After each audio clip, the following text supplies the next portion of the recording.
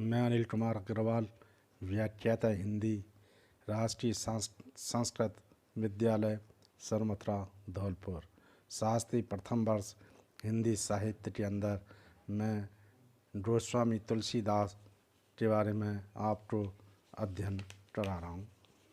पहले इनका परिचय। हिंदी साहित्य के गोस्वामी तुलसीदास का जन्म संवत 1554 में हुआ था। हिंदी साहित्य के सर्वश्रेष्ठ महाकवि तुलसी सर्वगुण रूपधारी राम के आराधक थे। इनके पिता का नाम आत्माराम और माता का नाम होलसी था। बालपन में ही माता पिता का देहांत हो जाने के कारण इन्होंने गुरु नरहरदास के यहाँ इनका पालन पोषण किया। गृहस्थ आश्रम में प्रविष्ट होने के बाद ये पत्नी के प्रति इतने आसक्त हो गए कि एक बार उनके मायके चले जाने पर भी पीछे हो लिए।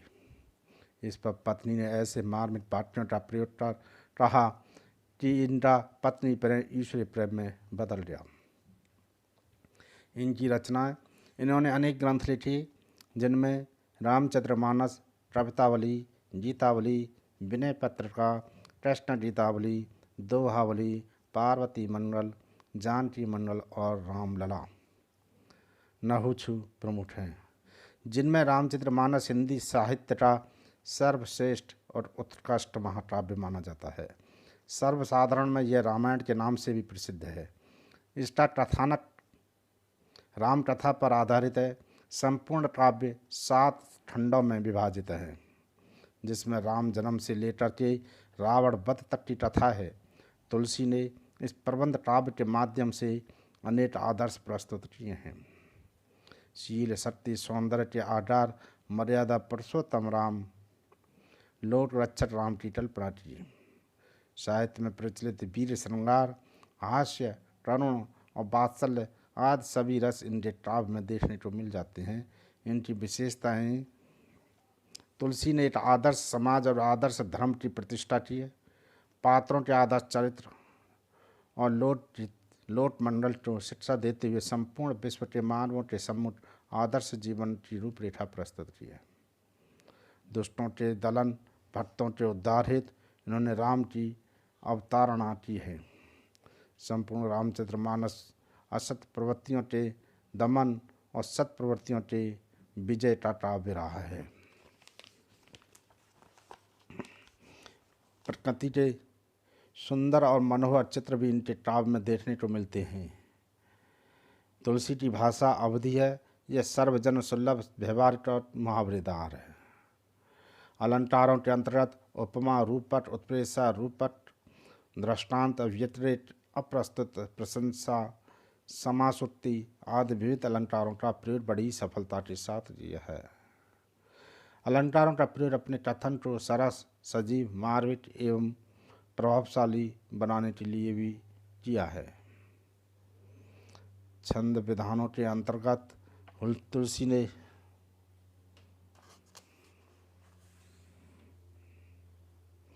मांत्रिक और वाणिक दोनों प्रकार के छंदों का सफल प्रयोग किया है।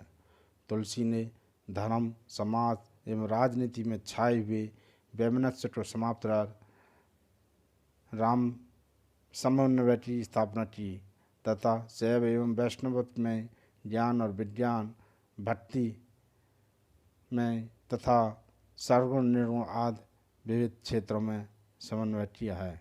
अब इसके बाद गोस्वामी तुलसीदास की कवितावली इस पुस्तक का प्रमुख हिस्सा है, जिसमें अयोध्या कांड है। पुरते निकसे रघुवीर बधु, धर धीर दय मद में डट दई, झलटी भरे भाल टनी जलटी, पुट सूट डय मधुरा धरवे, फिर बूझत हैं चल नेटो अब टैत पर्ण टुटी टरहे टिते हैं, तेटी लट आतुरता प्रेटी, अखियाँ अतचार चली जल छे। तुलसीदास जी जिस समय वन रमन में सीता के साथ और लक्ष्मण के साथ रामचंद्र जी जा रहे थे, तो शहर से निकलने के बाद सीता ने पूछा क्या हमें और कितनी दूर जाना, राम ने अपने प्राण कुटी बनानी है, छानी है। उसके जवाब में पुरते निटसी रघुवीर बधु धर धीर दे मठ में डुबे। गोस्वामी तुलसीदास कहते हैं कि वन रमन के लिए सीता श्री राम के साथ अयोध्या नगर से बाहर निकली। यद्यपि पैदल चलने की अनुभवहीन थी और वन मार्ग से अपरिचित भी, परंतु फिर भी उन्होंने धैर्यपूर्वक दोनों कदम आगे बढ़ाए। तब कुछ ही कदम आगे चल पाई कि अत्यधिक कोमलता के कारण अत्यंत श्रम से ही उनके मुठ पर पसीने के कण छाने लगे। जलटी भरे भाल टनिए जलटी पट सूख गए मधुरा दरवे, और उनके होठ भी क्या हो रहे, सूख गए।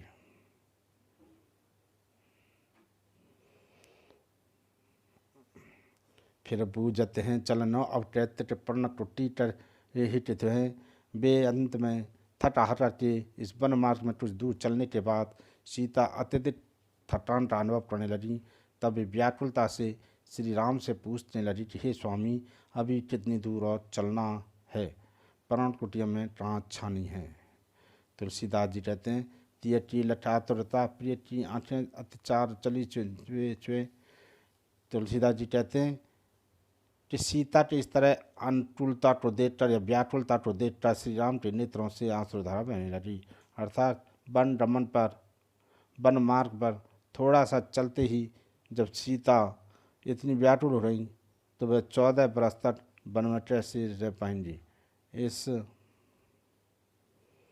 विचार से श्री राम का हृदय प्रणभाव से भर गया और नेत्रों से जल आ रहे।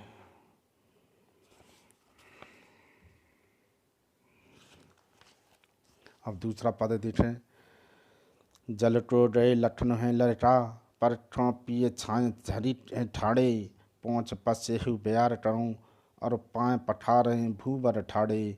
तुलसी रघुवीर पिया सम जान के बैठ विलम्ब लुटंट टाड़े। जान की चाह नहा तो यह नेट लठो पुलटो तन बाढ़ बिलोचन वे।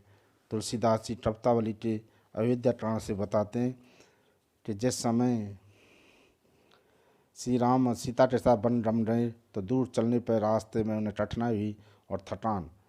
जब श्री राम ने उन्हें दुखी दिया तो इस कहा जल टूट रहे हैं लठन लटका पर खूब पिए ही छान ढड़ी ठाड़े, पहुँच पसे हूँ बयान चढ़ूँ और पाए पठारे हूँ भूवा ठाड़े।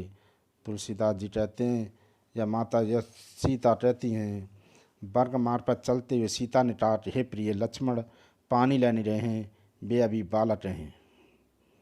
अर्थात छोटी अवस्था होने से उन्हें वन मार्ग में अकेला छोड़ना उचित नहीं है। इसलिए छाया के खड़े उतर परसों इसलिए छाया में खड़े उतर उनका इंतज़ार करें। ये घड़ी जब तक मैं क्या है पहुँच पसे बिहार को मैं आपके पसीने को पहुँच दूँगा और साफ करूँगी। तुलसीदास जी कहते हैं तुलसी रघुवीर प्रिया श्रम जान के। तुलसीदास जी ने कहते हैं कि श्री रामचंद्र या रघुवीर ने अपने प्रीतमा या सीता को श्रम थकान समझते हुए ये जान लिया कि सीता थक रही हैं, अतः वे बैठ विलम्ब और टंट राड़े। तो वे वहीं बैठ गई और काफ़ी देर तक अपने पैरों से कांटे निकालते रहे। अर्थात पैरों में कांटे ना होने पर भी कांटे निकालने का बहाना काफ़ी देर तक करते रहे। तब सीता ने जानकी नाहक को ने लठो। जब सीता ने अपने स्वामी के इस प्रेम को देखा, व्यवहार को देखा, तो उनका शरीर एकदम पुलकित हो गया। पुलटे शरीर में बार बिलोचन बाड़े और उनके रोमांचित उठा और आँखों से आंसू उमड़ने लगे। अब तीसरा तप्तावली में देखें। जानी रानी में जानी अजानी वहाँ पान हुते कठोरियो है, राजों काज अकाज न जान्यो त्रिय को जिन कान त्यो है। ढूंढ मनोहर भोर थे ऐसी मनोहर मूरत थे, बिछड़े कैसे प्रीतम लोड जिए हैं। आँखन ते अखियाँ सठवे जो इन चैत्री के वनवास दिए हैं। तुलसीदास जी तप्तावली के अयोध्या कांड से बताया कि जिस समय वे एक गाँव से गुजर रहे थे तो हमारी राम वधु आपस में वार्तालाप करती हुई दुष्पूर्ण प्रतिक्रिया व्यक्त करती हैं। कहती हैं, रानी मैं जानी अजानी महा पब पहान ते कठोर यो है कि हे सखी, वन मार्ग में जाते लक्ष्मण सीता को देखकर वे प्रेम के वशीभूत हो जाती हैं। कहने लगी कि हे सखी, मुझे तो रानी केकई बहुत ही अज्ञानी प्रतीत होती है, अज्ञानी मालूम होती है, जिसका हृदय तो इंद्र से भी अस्त्र वज्र से भी ज़्यादा कठोर, पत्थर के समान अत्यंत कठोर है। ऐसी राज न जानो त्योती तो जन कान कियो है कि राजा ने भी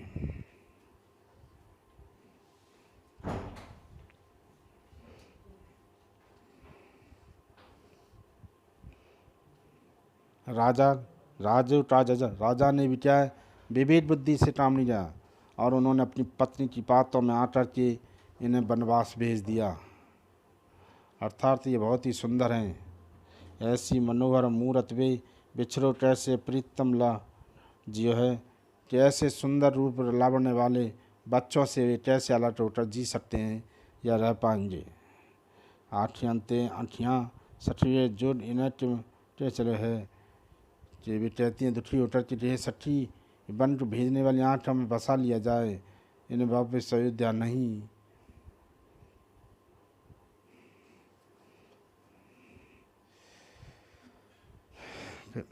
वे भेजने में बसा लेने योग्य हैं, इन्हें बास क्यों दिया जाए, इन्हें वनवास जैसा कष्ट नहीं देना चाहिए। और देखें चौथा, सुन सुंदर बैन सुधारस साने सयानी है जानकी जाने भली तिरछे कर नैन दे सैन तिने समझाए कछ मुस्काई चली तुलसी ते अवसर सोहे सबे अब लोटित लोचन लाहु अली अनुराध तड़ाग में भान उदय विऋषि मनो मंजल टंज टली। वे कहते हैं तुलसीदास जी अपनी कवितावली में कि वन मार्ग में जाते हुए श्री राम लक्ष्मण सीता को देखकर राम बदियों ने सीता से परिचय पूछा तो सीता ने जिस तरीके से ढंग से उत्तर दे उसका वर्णन तुलसीदास जी कवितावली में करते हैं। सुन सुंदर बैन सुधारस सहाने सयानी है जान की जान भली तिरछी टन नैन दे सैन तिन्हें समझाए कछु मुस्काए चली। भट्ट तुलसीदास जी बताते हैं कि ग्राम बधुओं के सुंदर तथा अमृत रस से भरे हुए मधुरतम वचनों को सुनकर के सीता ने समझ लिया कि ये बड़ी ही चतुर हैं, बड़ी ही सियानी हैं, समझदार हैं। इसलिए सीता ने उनके प्रश्न का उत्तर देने के लिए अपनी आँखों को तिरछा करके तिरछी कर नैन दे सैन नहीं समझाएं कछ समय मुस्कुराए चली। इशारा किया, इशारे में उसे समझाते हुए कुछ मुस्कुरा कर आगे वे बढ़ गईं। तुलसीदास जी कहते हैं कि उस अवसर पर सबे अब लोटित लोचन लाहु अली अनुराग तड़ाग में भान उदय विऋषि मनो मंजल टंज टली। तुलसीदास जी कहते हैं कि उस अवसर पर उन सभी राम की स्त्रियां शोभा देखनी होती, अर्थात उनकी मुस्कान संकेत उत्तर से भी सीता की शोभा हो रही थी। वे ग्राम वधु सभी स्त्रियों की शोभा हो रही थी और वे प्रसन्न लग रही थी। उस दृष्ट को देखकर कोई कहने लगी, हे सती, हमें आँखों को धारण करने का लाभ प्राप्त हो रहा है। वह दृश्य ऐसा था मानो प्रेम के सरोवर में सूर्य के उदय होने पर सुंदर कमल की कली प्रफुल्लित हो रही है। अर्थात सीता तथा ग्रामवधियों के मुख कमल अति प्रसन्नता प्रेरणा से एकदम खिल रहे थे।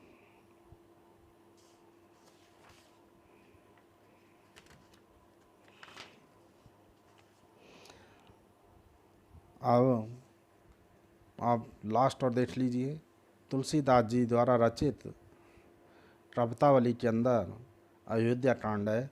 उसमें गजबाज घटाट भले भूर भटा बिनता सुत भों तटे सब बे धरनी धान धाम सरिट भाल सुर लोट ऊँचा है यह सुठे सब फोट तट साटट है तुलसी अपनो न रहूँ सपने दिठवे, जार जाऊँ सो जीवन जानकी अनाथ, जिय जड में तुम्हारे बिन है। तुलसी द्वारा रचित रवतावली के अंदर सुंदर कांड में उसके अंदर है कि श्री राम की उदारता और कृपालु स्वभाव का चित्रण करते उठाए। ब्रज व्याज ढटा भले भूर भटा, बनता सुत वोहें सटेत सब बे, धरनी धुन धाम शरीर भले, सुन लोट जाऊँ यह सुर स्वे।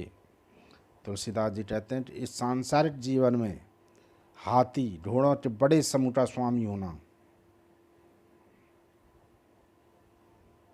बलशाली योद्धाओं के अधिपति होना, स्त्री एवं पुत्र आदि से संपन्न होना,